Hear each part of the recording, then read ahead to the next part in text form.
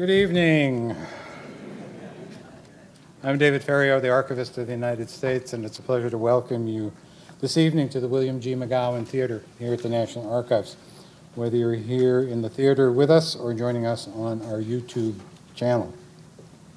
Tonight's program, Frederick Douglass, 19th century civil rights activist, His Legacy Today, is presented in partnership with the Frederick Douglass National Historic Site, the Frederick Douglass Family Initiatives, and the Association for the Study of African American Life and History, and we thank them for their support.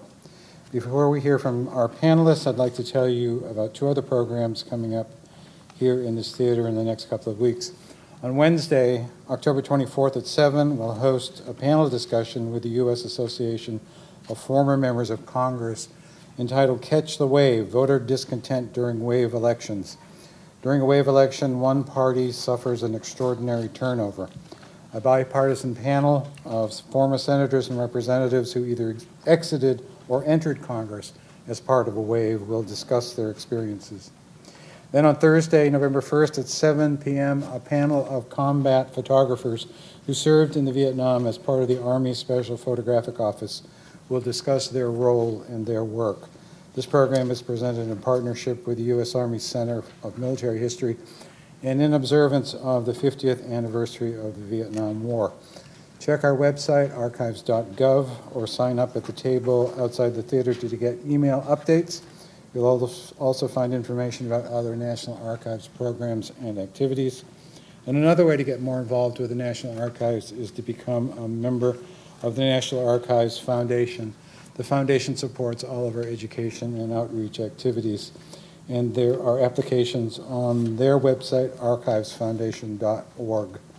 And a little known secret that I keep sharing with everyone, no one has ever been turned down for membership in the National Archives Foundation.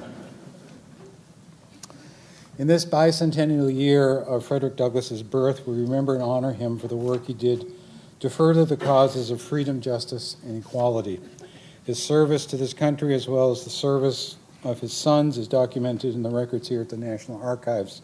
We have his letter accepting President Benjamin Harrison's appointment to be Minister Resident and Consul General to Haiti, written on stationery marked Cedar Hill, his home in Anacostia. And the military service records of his sons, Charles and Louis, document their Civil War service with 54th Massachusetts Infantry. But other records, not necessarily bearing his name, testify to his leadership in the causes of liberty and justice. His influence is seen in legislation and civic activism from the Civil Rights Act of 1875 to the Civil Rights Act of 1964 and beyond. It is this legacy of civil rights that we explore today and discover anew Frederick Douglass's important work. To get the discussion started, I'll turn the microphone over to Tara Morrison.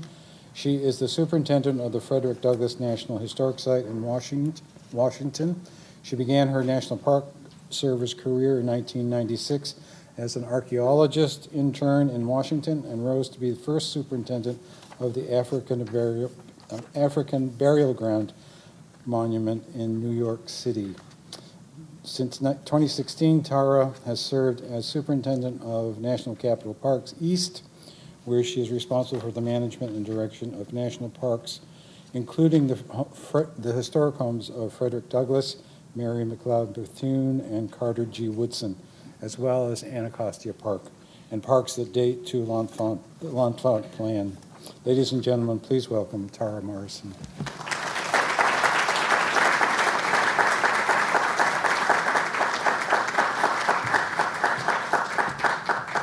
Good evening, everyone. On behalf of the National Park Service, Frederick Douglass National Historic Site, thank you for joining us for this evening's panel. Tonight's program continues the bicentennial celebration that the National Park Service started in February with a fabulous program over the birthday weekend to honor Frederick Douglass. And there were thousands of visitors there with us at the site, and we were fortunate to have two of our panelists as guest speakers that weekend. The weekend was filled with many memorable moments, but I was most moved by the young people, the winners of our annual oratorical contest. Every year, we organize a contest in which local students memorize a speech by Douglass and recite it at the Frederick Douglass home. The passion and enthusiasm demonstrated by these young people is remarkable.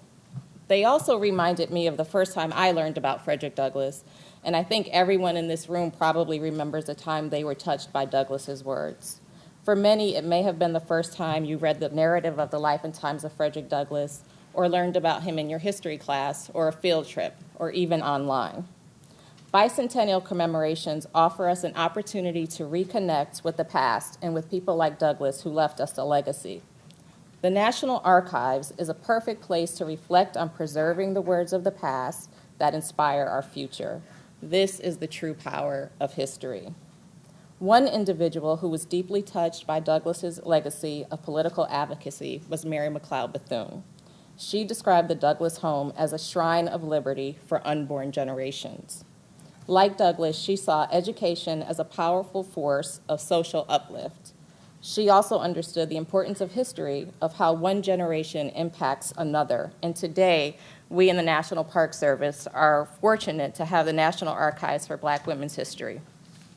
Another individual who was profoundly influenced by Frederick Douglass was historian Dr. Carter G. Woodson, who in 1926 initiated the celebration of Negro History Week, which we now know as Black History Month. Woodson also referenced Douglass in many of his scholarly articles and was inspired by Douglass's achievements. Tonight, we look upon Douglass's life and legacy as a civil rights leader. We are deeply honored to have the level of scholarship gathered here today. I hope this evening panel discussion helps you to see Douglass in a new light and inspires you to learn more about him. I would be remiss if I did not thank the organizations who, without their support, we would not be here tonight for this evening's program. First, the Frederick Douglass Family Initiative, which is represented by Kenneth Morris. The National Archives for providing the space and location and support. And our longstanding partner, the Association for the Study of African American Life and History. Created by Dr. Woodson in 1915, the association has been the leading organization to promote, research, preserve, interpret, and disseminate information about Black life, history, and culture to the global community. Bringing greetings from the association is Mr. Gilbert Smith, the National Treasurer. I didn't want to say National Treasure. Please welcome Mr. Gilbert.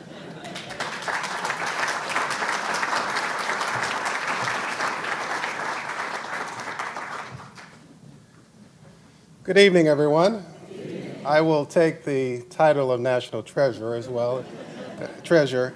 I'd like to welcome you. I am the treasurer of the Association for the Study of African American Life and History. I am pitch hitting for our secretary, and we are so pleased to be in partnership with the National Archives, the National Park Service, and as has been said before, if you're not familiar with ASALH, if you're a member of ASALH, please raise your hand.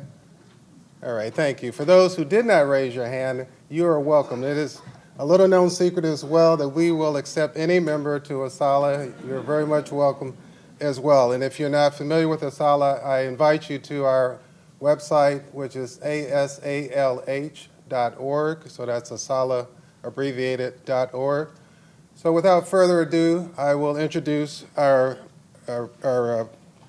performance of Frederick Douglass by Phil Darius Wallace. And so our next presenter will be Mr. Wallace. So please give a warm welcome for him.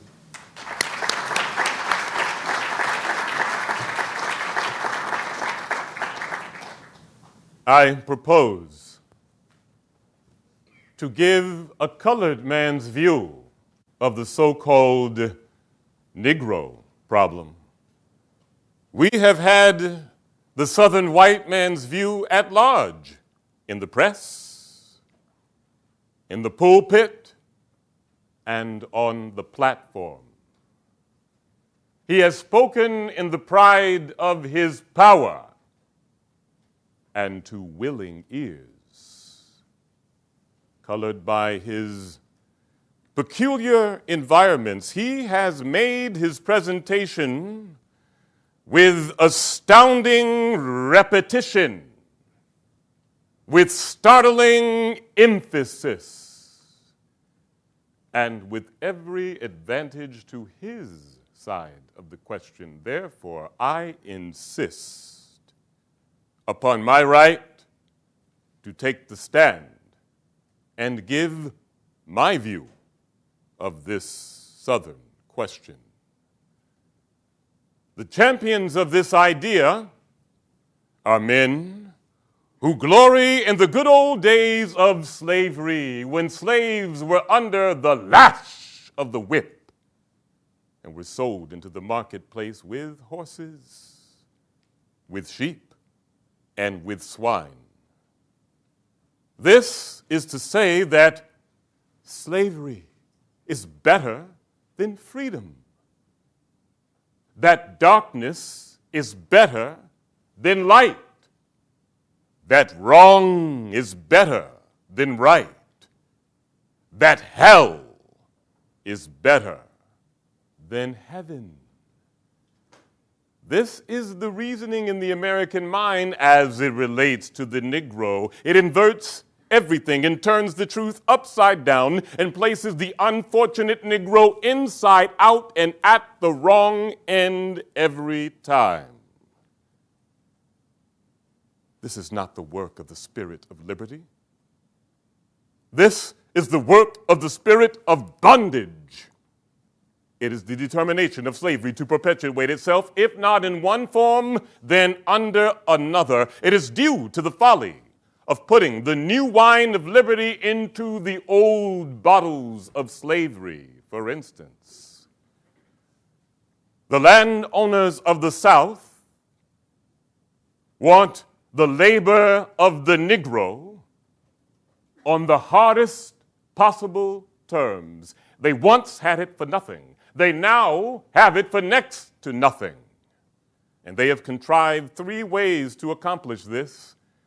The first is by renting their land to the Negro at an exorbitant price per annum and compel him to mortgage his crop to pay this rent. The laws which this is done is entirely in favor of the landlord. He has first say to everything produced on the land. The Negro can have nothing, can sell nothing, can keep nothing without consent of the landlord. The Negro at first comes to the landlord poor and empty-handed. He therefore has to draw from the landlord milk and meat to feed himself and his family while his crop is growing. The landlord keeps books. The Negro does not. Hence, no matter how hard he may work or how much savings he may have, he will find himself at the end of the year in debt. And once in debt, he is as fastened to the land as by hooks of steel, and if he tries to leave, he can be killed under the order of the law. The next is by paying the Negro laborer with orders on store rather than with lawful money. By this means, money is kept entirely out of the hands of the Negro, and the Negro is kept entirely in the hands of the landlord. He cannot save his money because he has no money to save.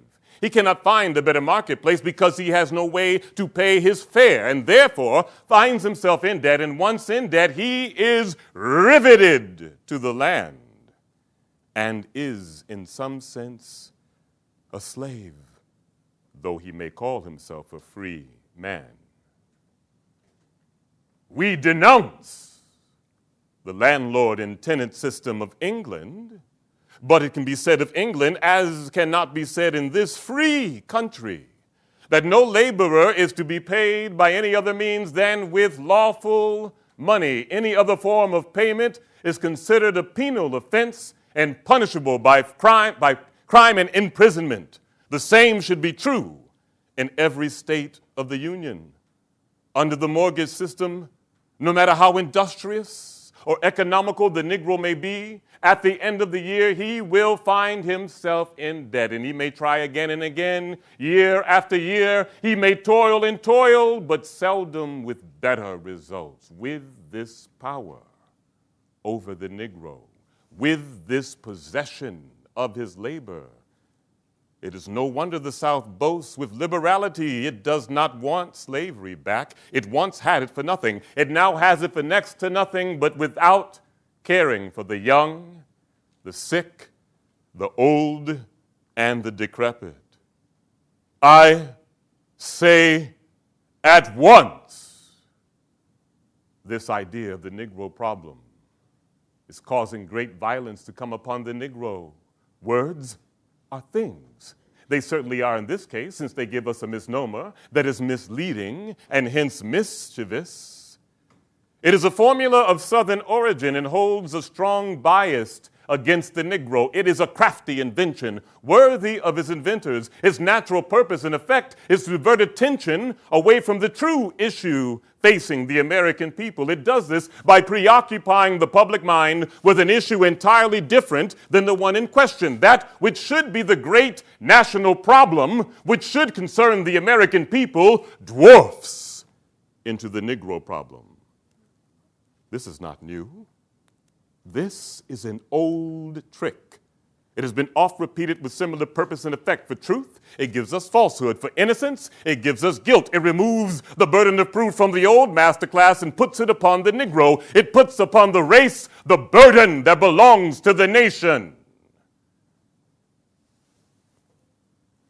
The Negro has always been the victim of this low kind of cunning. You may remember during the late war, when the South fought for the continuance of slavery. It called the slave a domestic servant and slavery a domestic institution. Harmless words indeed, but the things they stood for were far from harmless. The South has always known how to have a dog hanged by giving it a bad name.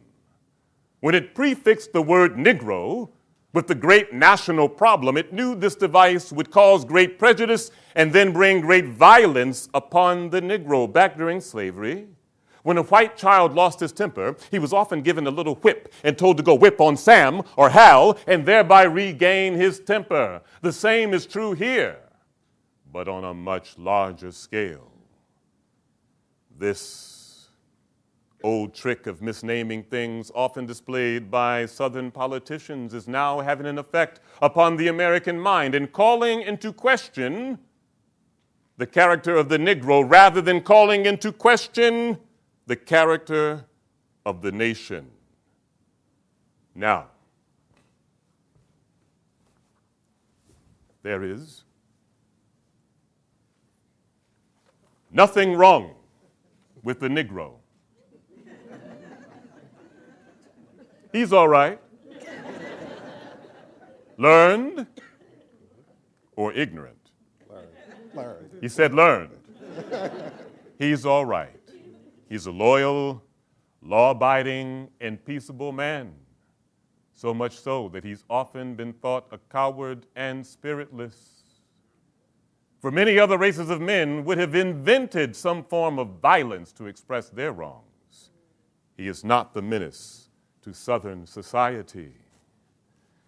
You may well remember, as I well remember, during the late war, he was often charged and stigmatized with being the cause of the war. Even in the North, he was hunted on account of it. In the great city of New York, his houses were burned. His children were hunted down like wild beasts. His family was murdered in the street because they were the cause of the world. Even the good old Mr. Lincoln, one of the clearest-minded men I've ever known, told a group of Negroes waiting for him in Washington that they were the cause of the war.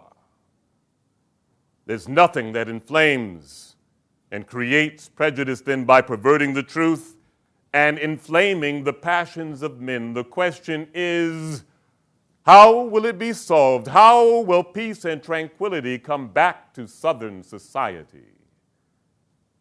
There's nothing mystical or metaphysical about the answer.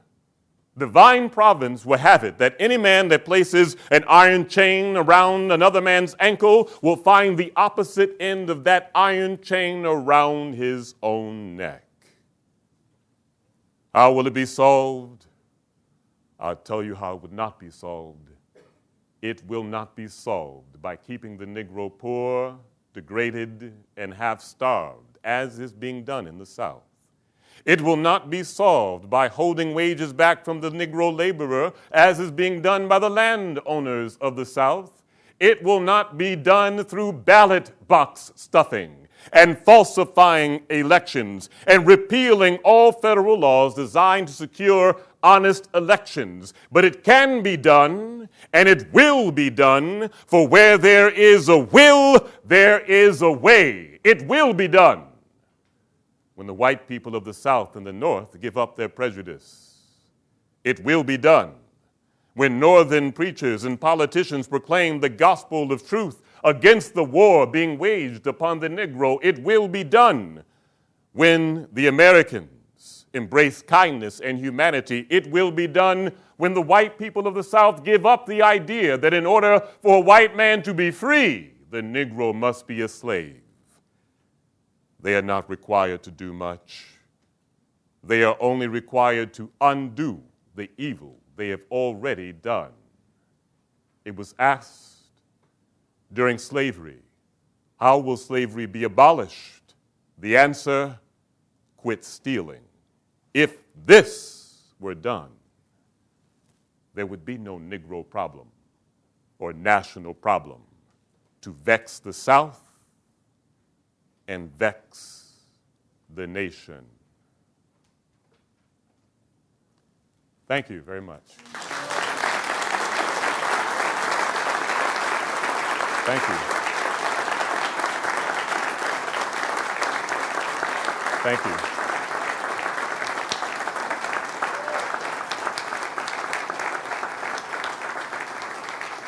Thank you. Thank you so much. I now have the honor of inviting our great panelists to come on stage now. Let's give them a hand.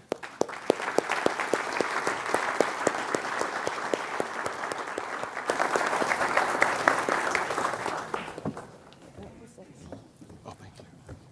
Thank you, Mr. Douglas. Brilliant. Thank you. Thank you, Grandfather. Thank you. Thank you, sir.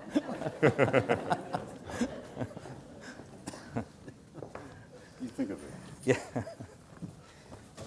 Good evening. It's important to remember where you are. This is the location of the market, the center market of the city. And just south of us were the 2 slave pens, which Mr. Lincoln commented on when he came as a congressman. He had not seen slave pens in Illinois.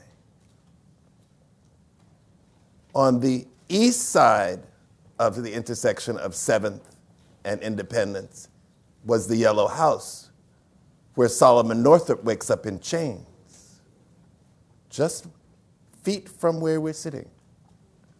I wrote a poem years ago called Where Our Ancestors Walked, We Walked. So Mr. Douglass lived just down the street behind the Supreme Court on A Street. And this was his neighborhood. He could walk to here. Now, I grew up in a household of Aurelia the librarian and John Hope the historian.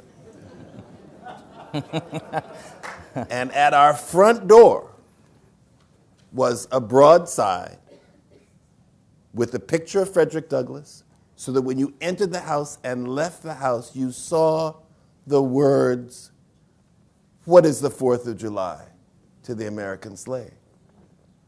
So I'm in middle school seeing Frederick Douglass as I go to school and as I come back every day. Now, recently,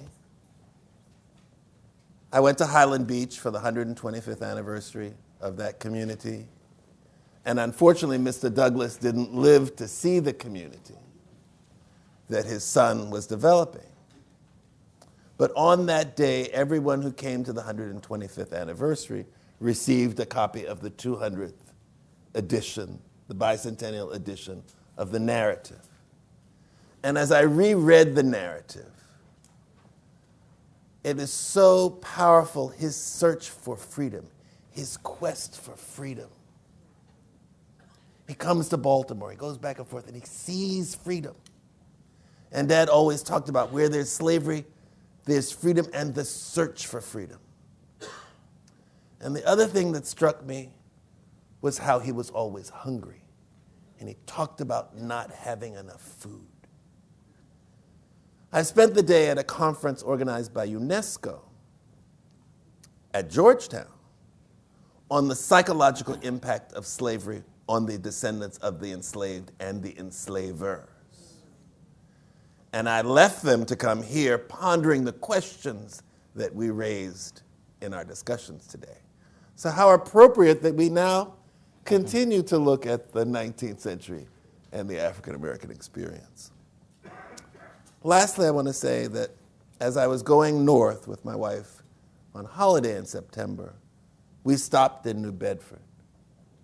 And the first time I'd been to New Bedford, I was working on a Cape Verdean project. But I stayed in the building where Frederick Douglass stayed. And after he escapes, he comes to New York and it's decided it's too dangerous for him to stay in New York.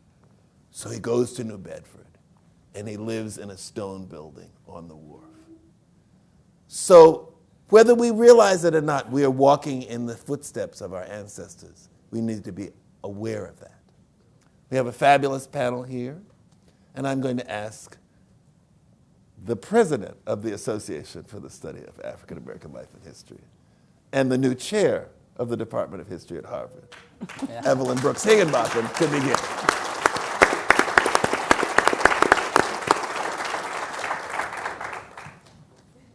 Thank you.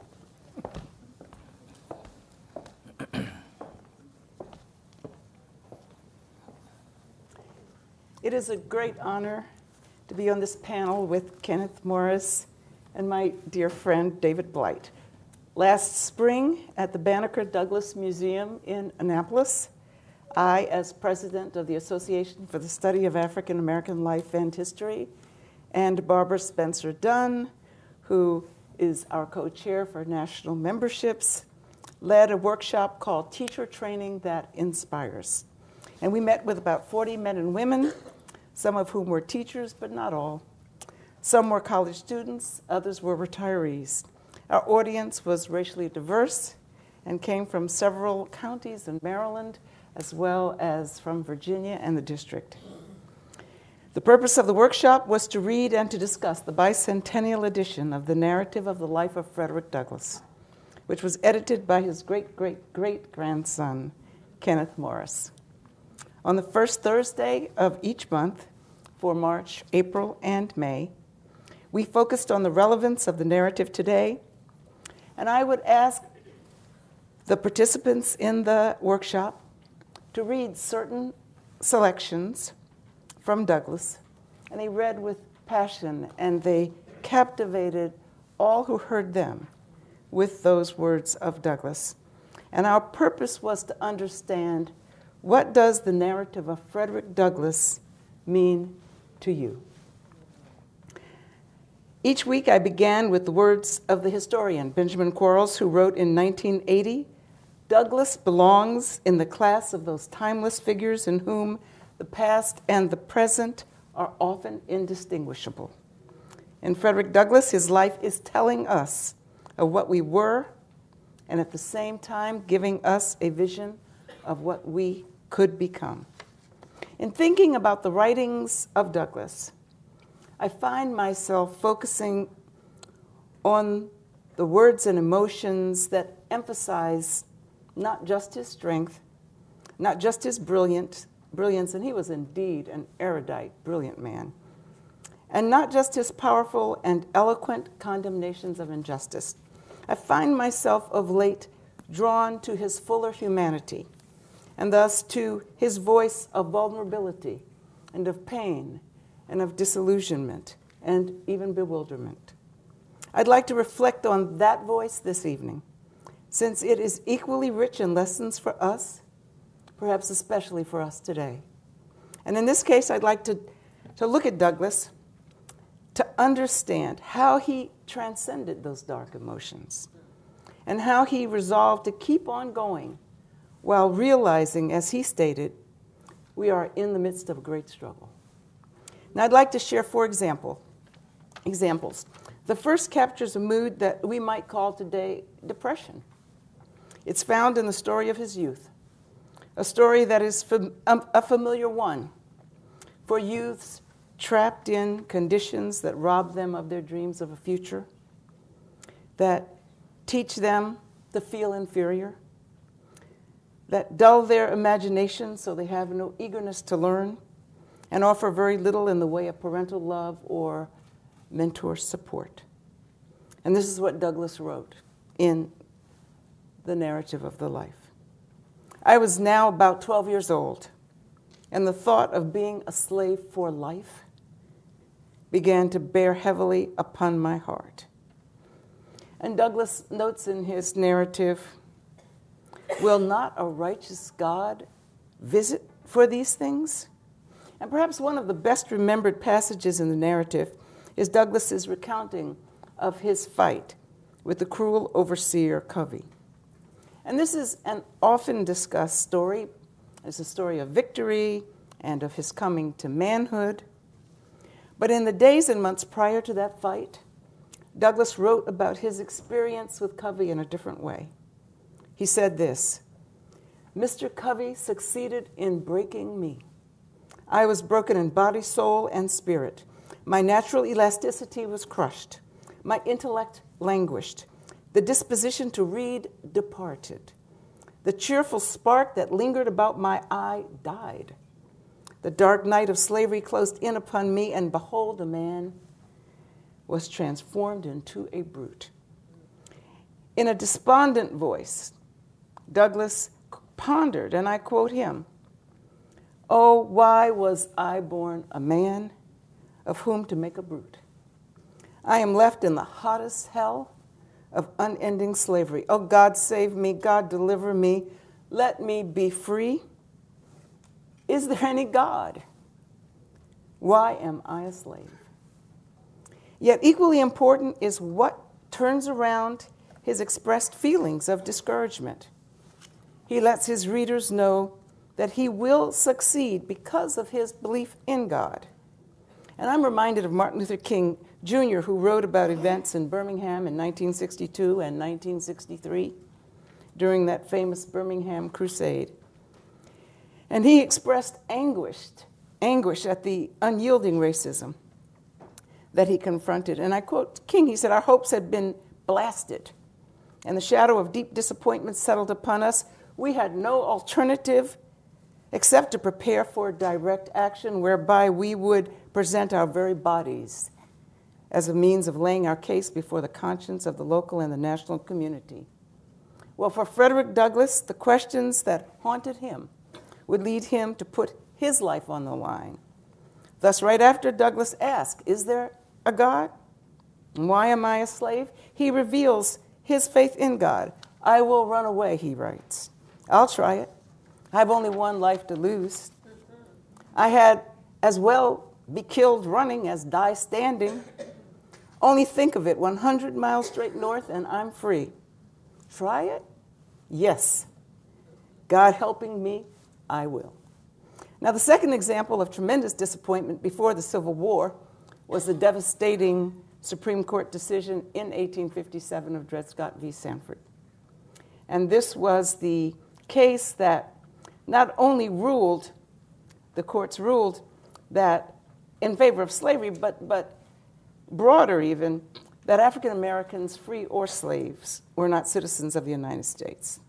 And in fact, the Chief Justice of the United States, Roger Brooke Taney, stated in his opinion that African Americans were so far inferior that they had no rights that the white man was bound to respect. So once the Supreme Court renders its decision, there can be no appeal. Yet Douglass did indeed appeal to the moral conscience of all who believed in freedom by drawing from familiar motifs in the Old Testament that characterize the omnipotence of God beyond all human understanding. And Douglass emboldened his readers when he wrote and when he talked. And he emboldened them to continue the abolitionist cause despite the powerful voices of the government. And he responded in a style that appears in the Old Testament book of Job or Isaiah or Jeremiah when representing a higher law than man-made laws. And this is what Douglass said after the Dred Scott decision. The Supreme Court of the United States is not the only power in this world. It is very great, but the Supreme Court of the Almighty is greater. Judge Taney can do many things, but he cannot perform impossibilities. He cannot bail out the ocean, annihilate the firm old earth, or pluck the silvery star of liberty from our northern sky. He may decide and decide again, but he cannot reverse the decision of the Most High. He cannot change the essential nature of things, making good evil and evil good. Happily for the whole human family, their rights have been defined, declared, and decided in a court higher than the Supreme Court. And now my third example draws upon his words in his tribute to John Brown in a speech on May 30th, 1881.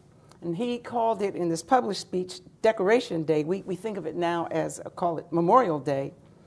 And Frederick Douglass gave a speech at Storer College in Harpers Ferry, Virginia, West Virginia. And when he gave that speech, he was speaking now from the hindsight of a new day. He wasn't in the era of Dred Scott. He was in an era where Reconstruction was ending, but you still had black people in office, and you still had the 13th Amendment, which freed the slaves, and you still had the 14th Amendment that guaranteed citizenship, and the 15th Amendment that gave black men the right to vote, and you had the Civil Rights Act of 1875 that made possible public accommodations and public transportation facilities available to people regardless of race. So in that climate, Douglass wants to talk to his audience about John Brown. And he wants to capture for them his life, his death, the violence, his hanging. And so he does so within the context of his own, meaning Douglass's own philosophy of life. And that philosophy speaks about change over time that comes through human efforts. And he argues that God's time is not identical to human time, and that human time is complex because it's got all these dualities of good and bad and gains and setbacks and triumphs and defeats.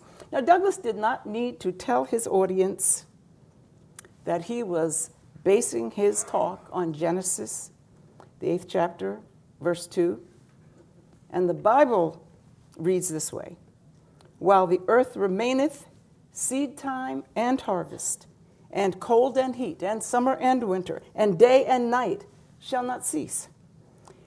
Now, Douglass did not have to tell them that he was talking about that because his 19th century audience would have automatically recognized those words. But he spoke with a biblical authority that demanded of them an understanding as to the seeds of freedom that were sown prior to the Civil War. So this is what Douglass did say to them. The distance between seed time and harvest in the moral world might not be quite so well defined as clearly intelligible as in the physical world. But there is a seed time and there is a harvest time. And though ages may intervene and neither he who plowed nor he who sowed may reap in person, yet the harvest nevertheless will surely come. And as in the physical world, there are century plants, so it may be in the moral world. And their fruit is as certain as in the one to the other. So for Douglass, it was important to talk about this to reclaim the meaning of the defeat of John Brown. So he posed the question of failure. Did John Brown fail? His answer was masterful. To quote Douglass, imagine standing here listening to him or sitting here listening to him. Did John Brown fail? And he answers, he certainly did fail to get out of Harper's Ferry before being beaten down by United States soldiers. He did fail to save his own life and to lead a liberating army into the mountains of Virginia. but he did not go to Harper's Ferry to save his life. The true question is, did John Brown draw his sword against slavery and thereby lose his life in vain?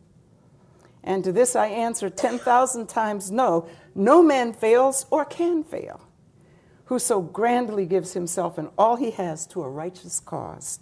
With John Brown, as with every other man fit to die for a cause. The hour of his physical weakness was the hour of his moral strength. The hour of his defeat was the hour of his triumph. The moment of his capture was the crowning victory of his life. And now my final and fourth story takes Douglass to the end of his life and at the time of his death in 1895. Douglass found worsening race relations. And can you imagine how he must have felt, having fought as a young man against slavery and lived to see the Civil War and Reconstruction, but then only to live long enough to witness at the end of his life race relations so bad that later generations would call that very time period the nadir. The nadir in race relations because of its Jim Crow laws and its disfranchisement and its lynching and its stereotyping and its convict leasing. And in the speech at his home church, Metropolitan AME Church, here in D.C. in 1894, Douglass details this discrimination. He talks about all the misinformation. In fact, we heard our speaker talk about it. And he says, the great trouble with the Negro in the South is that all presumptions are against him. And so Douglass, he spoke pointedly about the terror, and he used that word terror in referring to lynching. And yet, in this most discouraging of times, Douglass continued as he had always done to protest and to exhort others to protest. Once more, he drew from the language of the Bible, and he stated in his speech titled Lessons of the Hour, I dare to contend for the colored people of the United States. And in this specific context, he meant by contend to fight for, to uphold, to take up the cause of anti-lynching. Now, once again, Douglass was coming from the Bible. Jude, first chapter, verse 3. And this is in the New Testament, which Jude writes to the early Christians who are being persecuted and imprisoned and killed. And this is what the Bible says. It was needful for me to write unto you and exhort you that ye should earnestly contend for the faith which was once delivered unto the saints. I believe the greatest lesson to be learned from Douglass by our generations and generations to come is his undying faith in the Black freedom struggle. Douglass taught us to contend for that faith in the face of the challenges and difficulties confronting us. He taught us how to contend for that faith by his example, by his deeds, by his memorable words. And many of us still quote from Douglass, if there is no struggle, there is no progress. And Douglass will forever remind us to contend for freedom, but that in our contending, it's going to take effort. I quote him, those who profess to favor freedom and yet deprecate agitation are men who want crops without plowing up the ground. They want rain without thunder and lightning. They want the ocean without the awful roar of its many waters. I thank God for Frederick Douglass.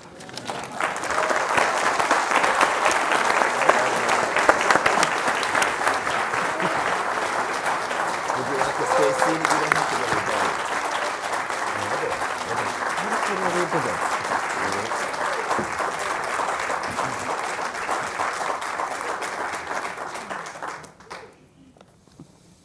Thank you, Reverend Higginbotham.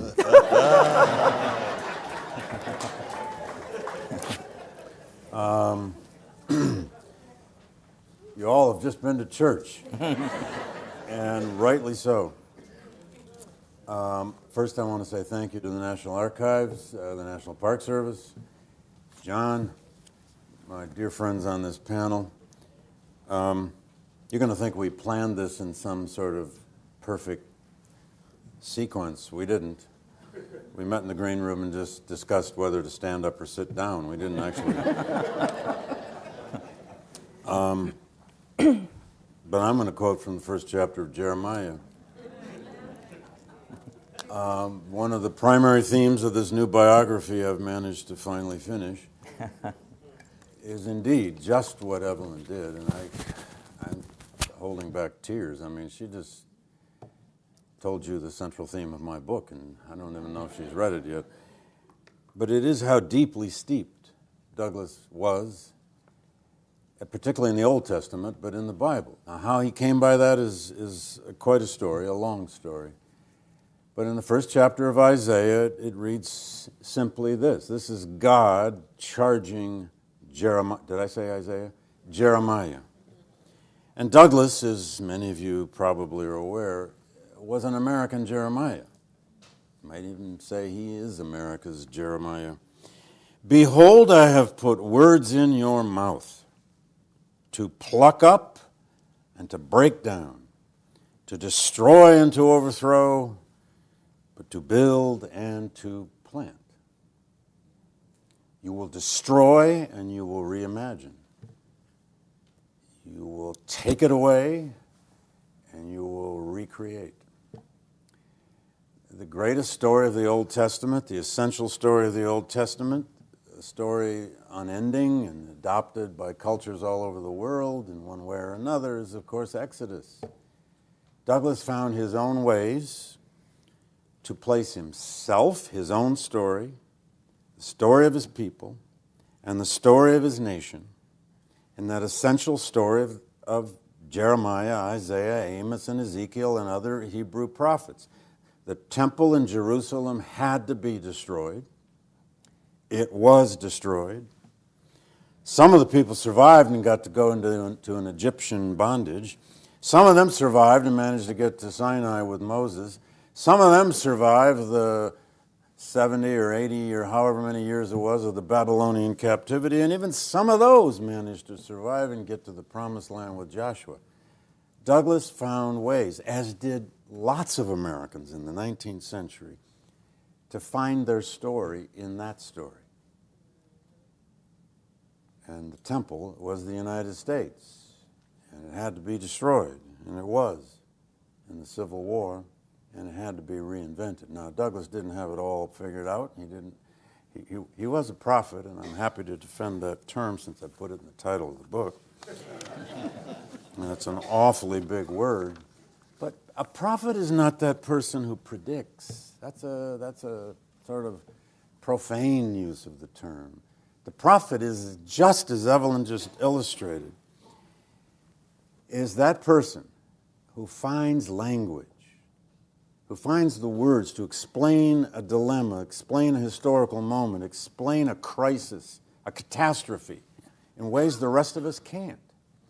Or as Abraham Heschel, the great Jewish theologian, said in his book, The Prophets, the prophet is that person who speaks in words one octave higher than the rest of us can understand.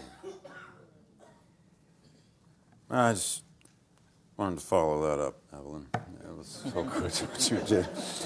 And I'll try to be quick with it. We were asked to aim for this question of what are Douglass's legacies today? And there are 1,000 things we might mention. I'm just going to mention a couple. And I want to go first, and I actually was planning to use that same line from the narrative, Why Am I a Slave? There's that moment when Douglass is literally recreating his childhood existence and a childhood memory. And he says, why am I a slave? And one of the reasons Douglass endures now, and the narrative is now read all over the world, is because the story is so universal. Why am I a slave? Is a question especially young people can pick up anywhere in the world and ask, why am I a Syrian refugee? Why was my village bombed and destroyed? Why are those people in the next valley a little more well-off and richer than the people in my valley? Why am I hated for my color? Why am I hated for my sexuality? Why am I hated for this or for that? People across the world have been asking that question. Everybody has their Chesapeake Bay to look out upon and wish themselves on some sailing ships and wish themselves out of their circumstance. And I find when students sometimes read that incredible metaphor of Douglass seeing the sailing ships on the Chesapeake when he's a tortured 17-year-old on Covey's farm, we all have our Chesapeakes. So the central legacy for Douglass to me that is alive, if you want, is this lesson in just how he endured. The endurance of this man through time, not just the slavery, but the endurance of racism, the endurance of humiliation, he was Jim Crowed more times than he could even count. He quit counting. He even eventually, of course, processed a lot of his Jim Crowing through humor. I mean, after a while, you put the outrage aside and you make satire out of it. What else are you going to do with the absurdity, sometimes, of racism? Douglass said many times that his greatest fear was not what slavery could do to his body, but what it could do to his mind. It was protecting his mind that most concerned him. And by the way, I thought Mr. Wallace, at the start of the program, gave us that sense of a Douglass legacy from that great speech, just by showing us that Douglass was about analysis. Douglass was about thinking. That speech was an analysis of something.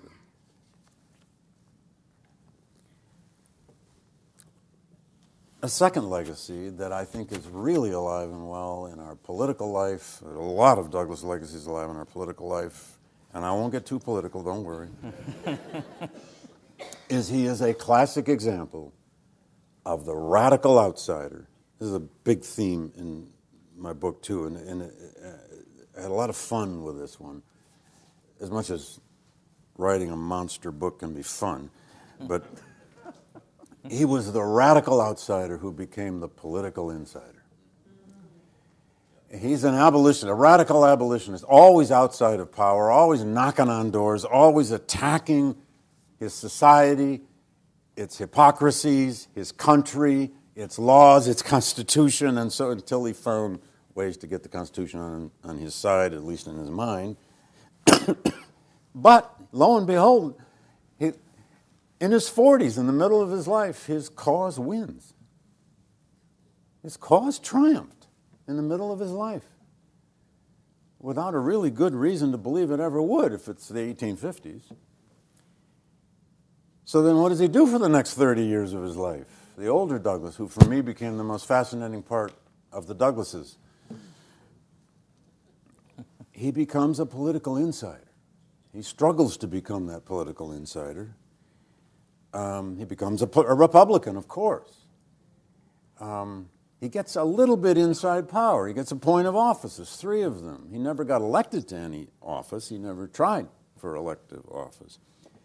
But he developed a learned pragmatism about power and about politics. He was already developing that back in the 1850s, but he's really developed it after the war. How do you condemn the laws of your society and condemn the princes, and then, after you win, join them? We can think of many, many cases of this in our own lifetime. Nelson Mandela, with a different history and a different set of circumstances, becomes president of his country. All over Eastern Europe, after the fall of the Berlin Wall, there were people leaving jail and becoming, like Václav Havel, president of the Czech Republic. What happens when a radical outsider becomes a political insider? What kinds of compromises must he make? And what kinds of attacks is he going to take from the next generation?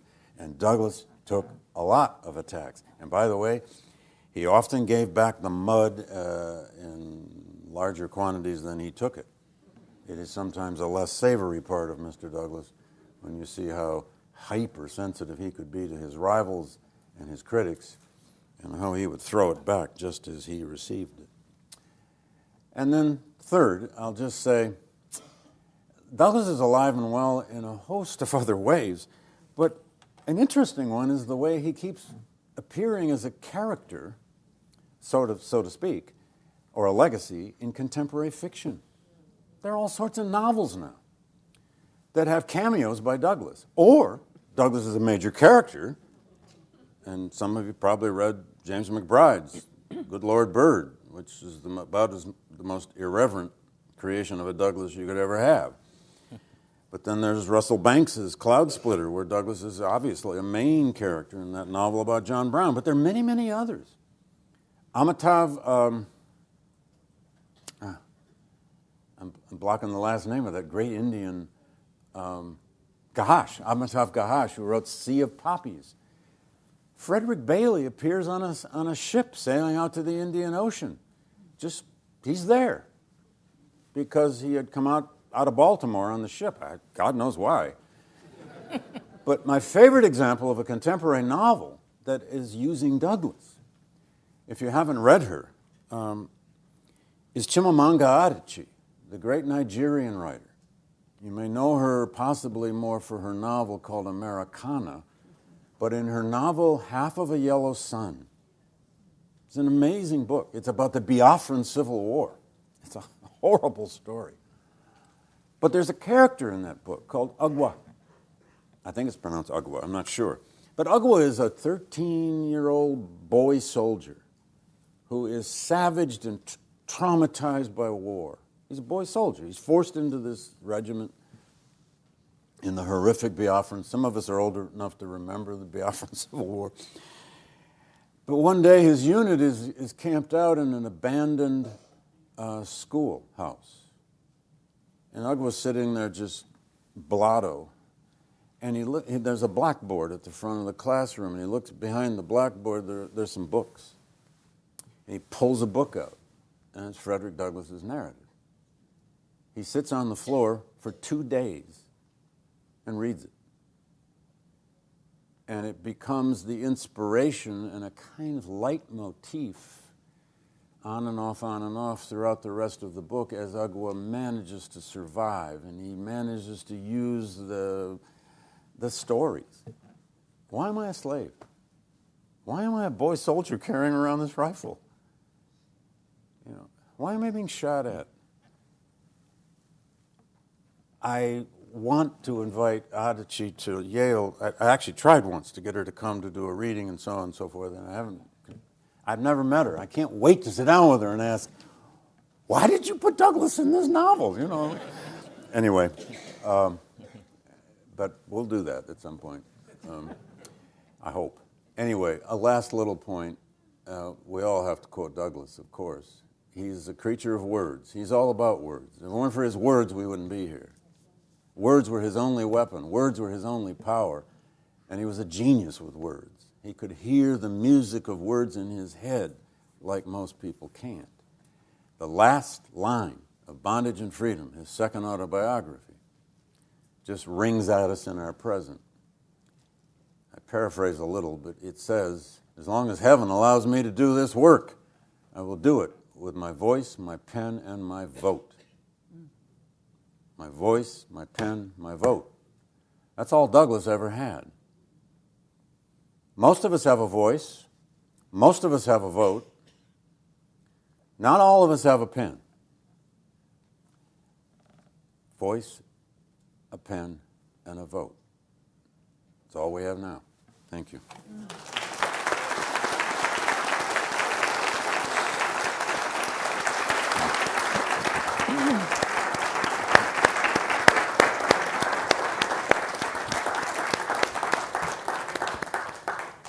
Good evening.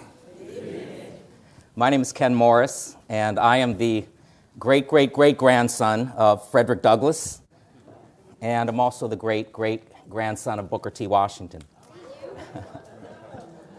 And I'm very honored to be here with you this evening and with my esteemed panelists. And Mr. Franklin, thank you very much. When I think about my ancestor, and David, I heard you say that we wouldn't be here if it weren't for his words, which is true, but I think there are other reasons why I'm here.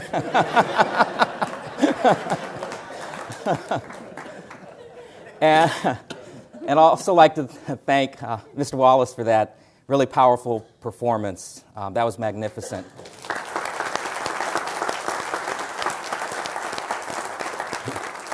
And thank you for taking off the hair, because I think it would be quite a lot of pressure to have to sit here and speak in front of you. So I never imagined that I would have to give a talk in front of my great ancestor sitting in the audience. So as you can imagine, that would be quite a bit of pressure to try and live up to.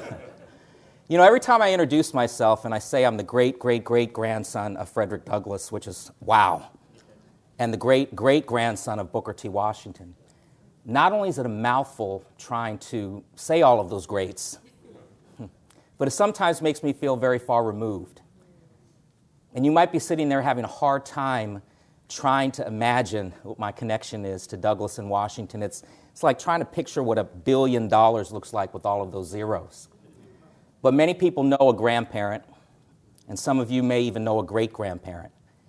And that's how close I feel to both of my ancestors, because you see, my great-grandmother, Fanny Douglass, to whom I was very close, she lived to be 103 years old. And she met Frederick Douglass when she was about 8 or 9 years old. She didn't know that she was going to grow up and marry his grandson, but that's what happened, his grandson Joseph. And my Aunt Portia, to whom I was also very close, lived to be 95 years old. And she was Booker T. Washington's daughter. And I remember being a little boy at Highland Beach, where I spent all of my summers, sitting on my great-grandmother Fanny Douglass's lap as she would tell me what it was like to know. She would call him the man with the great big white hair.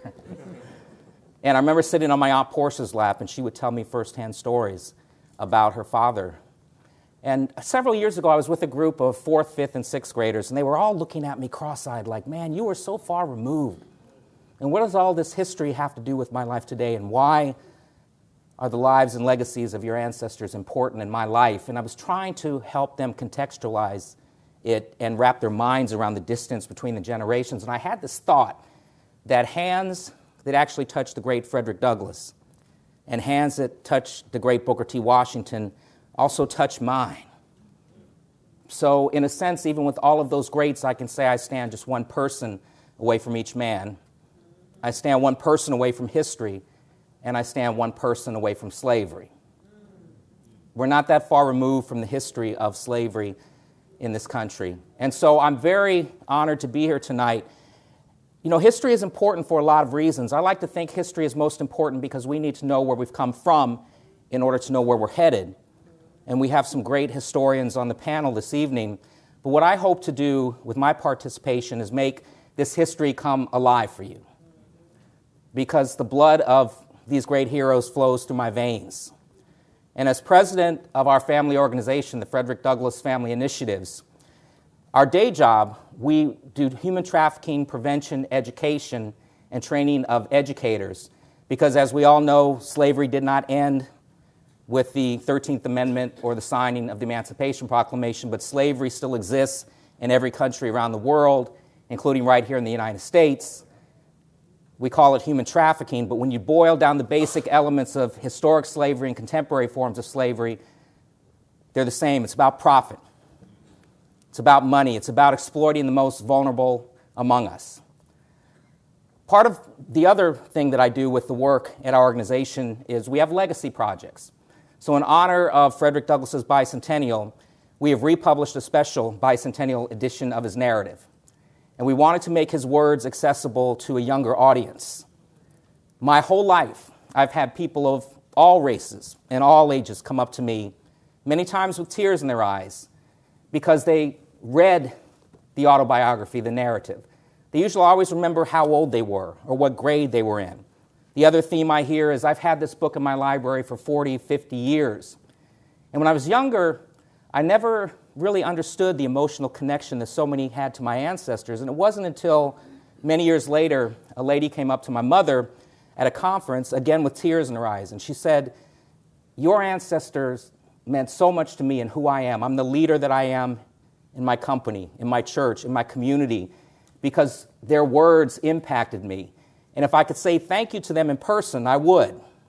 But because I can't, you become the conduit to saying thank you." And so once I heard that, I had a different perspective on how people react when they think about and tell me about my ancestors. And so with that, I just wanted to share a quick story because we keep the legacy alive through young people. My favorite Frederick Douglass quote, "It's easier to build strong children than to repair broken men." And I was in Albany, New York a couple of years after we launched our organization, and I was at a barbershop, and I was talking to a group of teenagers, African-American boys. And I was talking to them about Frederick Douglass being born on the eastern shore of Maryland and having what he would call in his second autobiography, divine providence in his favor, happen when he was chosen from among all of the slave children on the plantation to go to Baltimore to be the house servant for his master's brother. When he gets there, his slave mistress, Sophia, had never had a slave before and didn't know that it was illegal to teach him to read and write. We know the story. She begins to teach young Frederick his ABCs. His master finds out about it and gets angry, and Frederick remembered the message that he delivered when he heard his master say, "Education will unfit him to be a slave." Education will unfit him to be a slave, and he looked at his master and he knew right then and there that education would be his pathway to freedom and that knowledge is power. And that's a message that is as relevant today. And I was also sharing with these boys how Frederick wrote, and we heard it earlier in the presentation, that he was always so hungry as a slave child. He always had this pit of hunger in his stomach that would never go away. And on occasion, when he would get food, the overseer would take cornmeal mush and throw it into a trough similar to what pigs would eat out of. And Frederick, including the other children, would crawl on their hands and knees and rush to that trough to eat what little food was in there. But yet, when Frederick teaches himself to read and write, one of the methods that he employs is trading bread for reading lessons with the poor children in the Baltimore neighborhood. He's trading something of such great importance, food. And when I asked those young boys, what message did you get to that? And they said, "Mr. Morris, he would rather feed his mind and have his stomach go empty." And this 16-year-old boy said to me, he said, "If I could just describe to you how I feel in my head, it's like a pitch black hallway with no windows, no doors, and no way out. But what you just told me about how Frederick got his lessons, you just shined a little bit of lightness into my mental darkness. And now I have some hope. I know I have a way out." And I just want to close my remarks with reading the introduction of our special bicentennial edition, not the whole introduction. But Brian Stevenson, whom you may know as the founder and CEO of the Equal Justice Initiative, wrote a very powerful introduction for us. And I think that this paragraph really sums up why we're here tonight, and also our 1 Million Abolitionist Project, where we are working to give away 1 million copies of this book to young people everywhere. And Brian writes, Frederick Douglass wrote that, quote, "Education means emancipation. It means light and liberty. It means the uplifting of the soul of man into the glorious light of truth, the light by which men can only be made free," end quote. Then Brian writes, "We're living at a time when we need the glorious light of truth, people who are willing to stand when others say sit down. We need people committed to equality who will speak when others say be quiet. It can be difficult to know how to face some of these overwhelming challenges. Let the words and life of Frederick Douglass show you the way." Thank you. Thank you.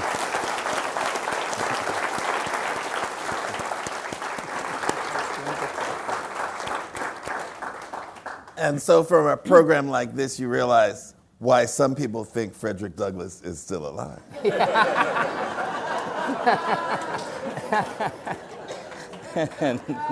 No need to name names.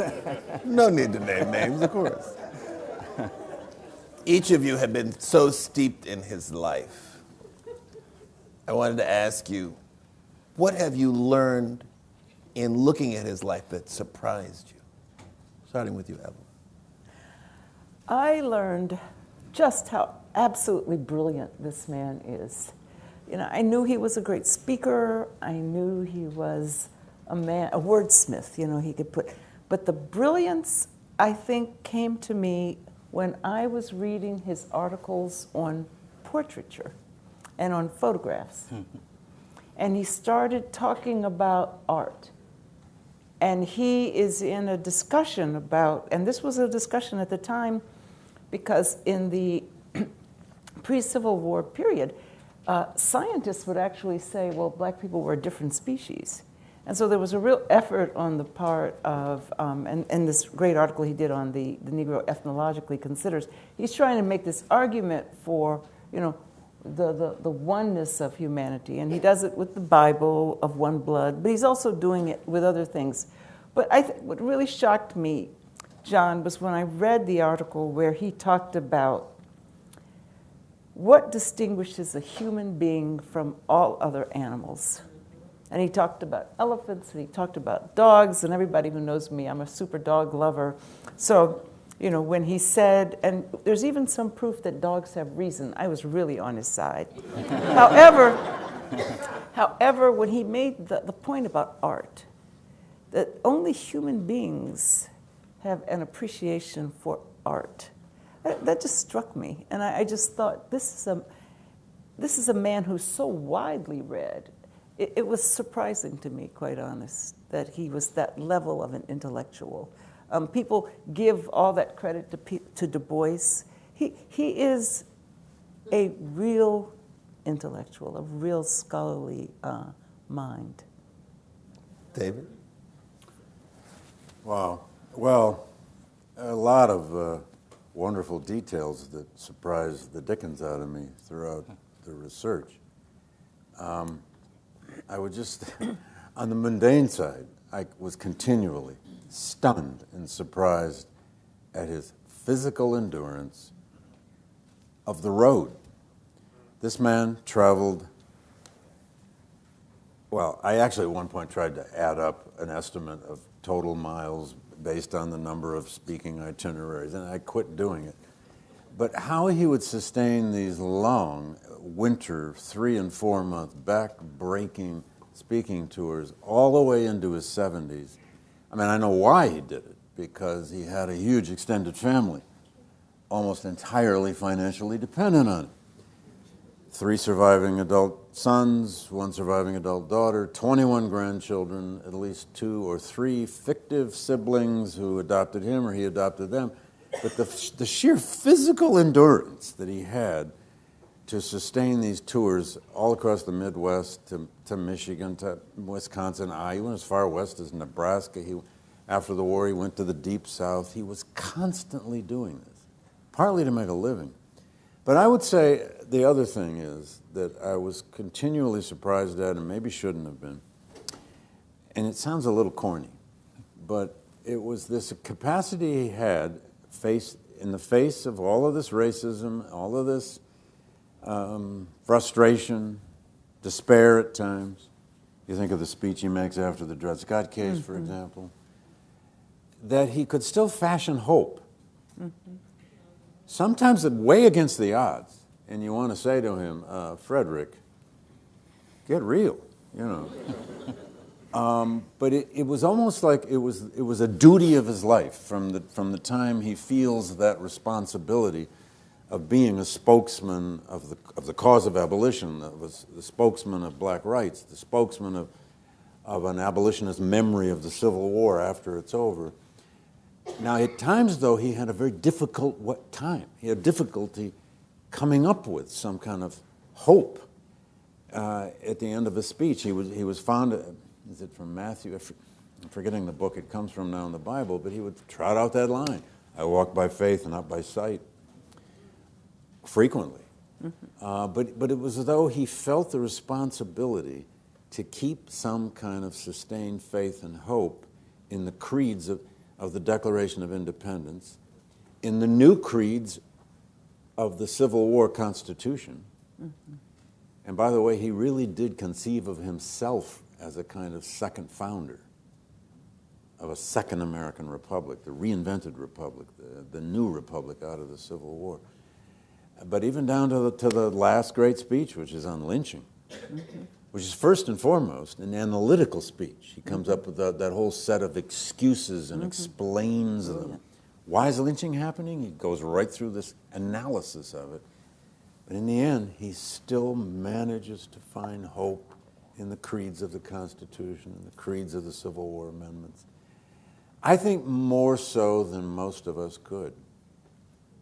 Hope is sometimes ephemeral. You got to place it in something.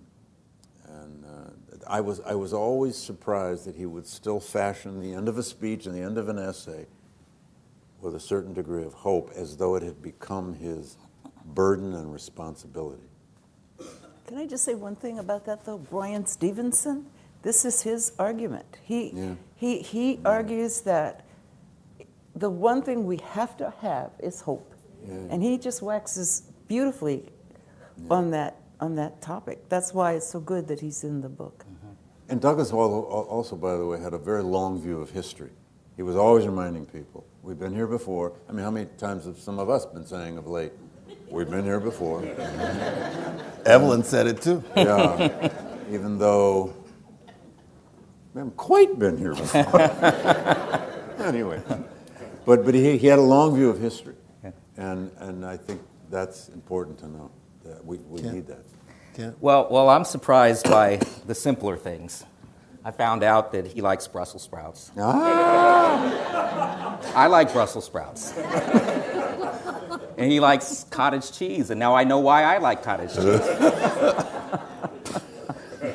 You think cottage cheese is hereditary? Yes.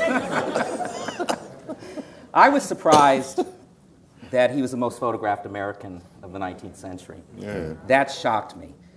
And when I really started to learn the story, and that this 22-year-old young man who was only 2 years removed from slavery understood that this new technology, photography, that he would come of age with, he could use to help make his arguments for liberation and equality in the same way that he would use his writings and his speeches. And I just find that amazing. How, after spending 20 years enslaved, never having spent one day of your life in a classroom, you can make that connection. And he said, he was very purposeful in the way that he went about presenting himself through imagery. And he said, you're never going to look at an image of me and deny that I'm a man worthy of freedom and citizenship. And I never want to look like a happy, amiable fugitive slave. So he's trying to counteract all of these arguments that are being made. And so he was photographed more than President Lincoln, more than Ulysses S. Grant, General Custer. And that's what I was most surprised at. I found it just remarkable. And so there are 168 images of him. And I'm sure that there are more out there. Perhaps some of you maybe. Yeah. Now, on the other hand, seeing this person that said, I never want to look like a happy, amiable fugitive, to a young boy looking at him, I always thought, man, you look mean. And I'm glad I didn't know you. And we had this larger-than-life portrait at Highland Beach at the top of the stairs, and I remember about being 5 or 6 years old and looking at that portrait and thinking, I'm glad I didn't know you. And as I would try and tiptoe past the portrait, sneak past the portrait, you know what would happen? His eyes would follow me. And by the time I got down to the end of the hallway, I could feel his steely glare burning like fire on the back of my neck. And I always imagined in my young boy imagination this booming baritone voice bellowing down upon my tiny person, and he would say, you will do great things, young man. That's what I found most surprising. Well, I was next actually going to ask each of you about this range of images of him. I continue to see new images, or images that I have not seen before. When I did the workshop, the second one in April, I talked about the images. So I started with, I think the earliest is around 1843, and then you go forward. Now, I must tell you, all of the women thought he was gorgeous. He was fine. Have you seen the young Frederick Douglass? And the hair. Oh, my goodness. Listen, this is a good-looking man. So but I just wanted to say one thing, because I was curious about how could he have more photographs than President Lincoln? And John Stauffer, my colleague at Harvard, explained this to me. Lincoln technically wasn't on the scene that long. You think about how long Lincoln is actually a viable political figure. It is a fraction of the time that Frederick Douglass starts in the 1840s, and he literally is going to 1895. He had a 50-year career of oratory, and everywhere he went, the local photographer. Right. Well, either the local photographer wanted to take his picture, or Douglass found the local photographer. Douglass liked to cultivate these photographs. Oh, yeah. This was not a man without vanity. You are. I'll just go back to he had purpose in the reason he was taking these photographs. I don't think it was just because he wanted you to see him. The third photograph in the series of images that he took, he was about 25, I think. And the photo struck me because he was looking away from the camera. The first two photographs, he was looking directly into the camera, trying to really find his visual persona. But in this third image, he's looking away. And it struck me, and I worked on the Picturing Frederick Douglass book. I contributed the afterword to it. And when I was researching the time when he would have taken that photograph, we found a letter that he had written to a fellow fugitive where he said, "I felt so ugly today that I hated to look at myself in the glass." And it really struck me because I just thought of him as this heroic figure my whole life and this strong person. But when you think about, again, that he was enslaved for 20 years, there was no plan for emancipation, there was no counseling, there was no post-traumatic stress disorder designation. He and 4 million other people of African descent had to figure it out on their own. And so it was natural that he would be suffering through trauma. And this image, I really see it in his persona. And that really struck me. There were, as Evelyn pointed to earlier, and Ken just did, there were at least 2, and perhaps 3, of what one might call nervous breakdowns in his life. Certainly one in the early 1850s. He came apart when Anna died, 1882, and there were other moments. But he's also beautifully human. I'll give you my favorite kind of ridiculous anecdote. He's out on the road. He's in Iowa City, of all places. I don't know why I remember this, but I have a clipping. It's a Milwaukee reporter. God knows why I remember that either. But anyway, this reporter catches him in the train station. And Douglass is probably in the 3rd month of yet another winter speaking tour. This is after the Civil War. And he'd been giving on the road a speech that turned out to be a bit of a dud. It was the one about William the Silent, William of Orange. At one point, Douglass decided he needed to be more scholarly out there on that Chautauqua circuit, and he wrote this long speech. He did a lot of research on William of Orange, the Dutch king who led the Dutch to a republic. I mean, it's a nice story, but it was like he was trying to master European history or something, and the speech wasn't working very well, and he knew it. Anyway, the reporter catches him in the train station and says, "Mr. Douglass, last night, you just didn't seem like your old self. You didn't have the old fire." And Douglass gave him 2 answers. First was, he says, "You know, if I really belt it out like I used to, I got false teeth now, and I might lose my teeth." But then the guy asked him, "So what's the hardest part about all these lecture tours you do out here on the road?" And Douglass's answer was, "Talking to people like you." I thought, our man is human. Yeah. You know, like, leave me alone. I'm exhausted. You know, anyway. Well, hasn't this been a marvelous evening?